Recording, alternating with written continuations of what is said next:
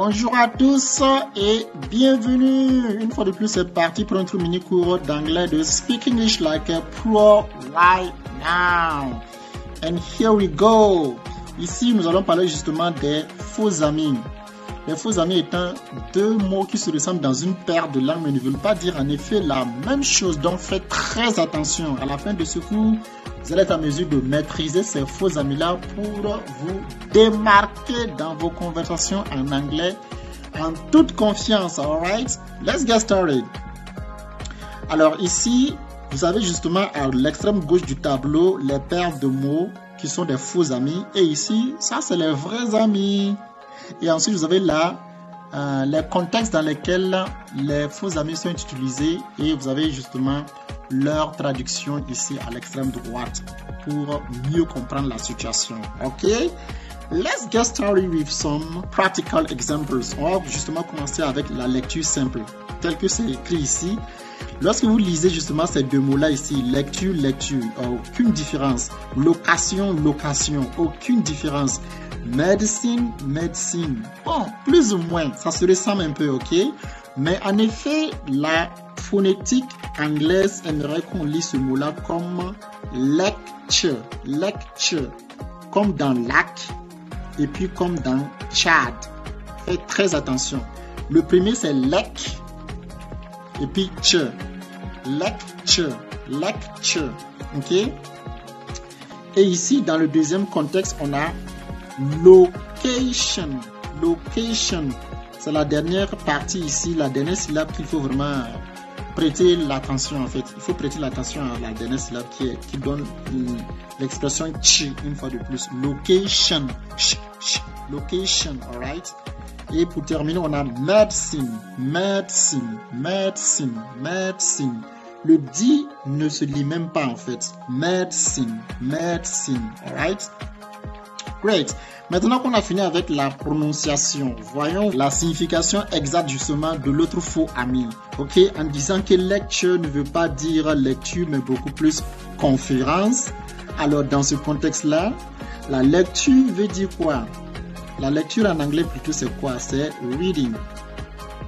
To read étant le verbe lire. Ok, to read. Alright. Et location. Location ne veut pas dire la location, mais plutôt l'emplacement ou encore le lieu, l'endroit.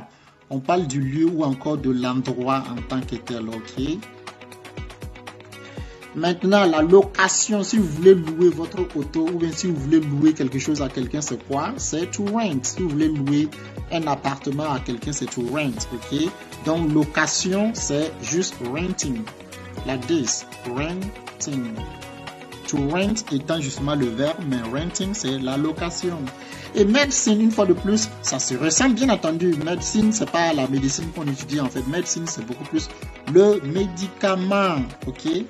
Voyons maintenant les exemples concrets ici qui vont vous aider à mieux saisir. Alright, so let's come back over here. Ici, en disant nous avons assisté à une conférence intéressante. En anglais, ça se traduit par We attended an interesting lecture. We attended an interesting lecture. Alors, une fois de plus, faites très attention. Lecture dans ce contexte ne veut pas dire lecture, non. Attended, en voici un autre. Attended, tel que vous pouvez le constater, ça veut dire assister. Ok? To attend. Faites très attention. Ça ne veut pas dire attendre, qu'on connaît en anglais, en français plutôt. To attend, ça ne veut pas dire attendre. To attend, ça veut dire assister à un événement ou participer à un événement.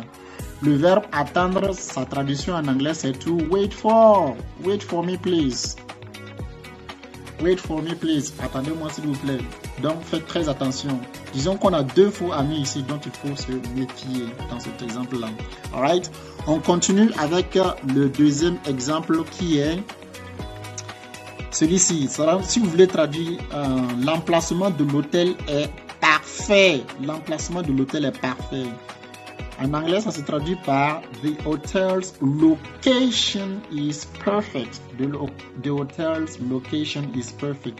Une fois de plus, location here ne veut pas dire la location de l'hôtel, non, mais plutôt l'emplacement. Le lieu où l'hôtel se trouve en tant que tel est parfait. Alright? On termine ici avec le dernier exemple. As-tu pris ton médicament aujourd'hui? En anglais, ça se traduit par Did you take your medicine today? Did you take your medicine today? Une fois de plus, en voici l'occasion de vous faire comprendre qu'il y a aussi un autre faux ami qui pourrait paraître avec médecine. Un synonyme plutôt de médecine, ici, ce sera tablets. Tablets. Donc, vous pouvez voir à la place de médecine, vous pouvez plutôt voir tablets. Alors, faites très attention, tablets ne veut pas dire la tablette dans ce contexte-là, l'appareil électronique qu'on connaît, non. Mais tablette veut dire comprimé. Comprimé. Donc, il faut vraiment que vous sachiez faire la différence entre les mots qui se ressemblent dans une paire de langues et savoir les utiliser correctement pour paraître un vrai pro speaking English, right? That's great. Est-ce que vous avez des questions jusqu'à présent? C'est terminé justement pour le mini-cours d'anglais d'aujourd'hui. Merci d'avoir regardé cette vidéo. See you next time for another pro tip and thank you guys.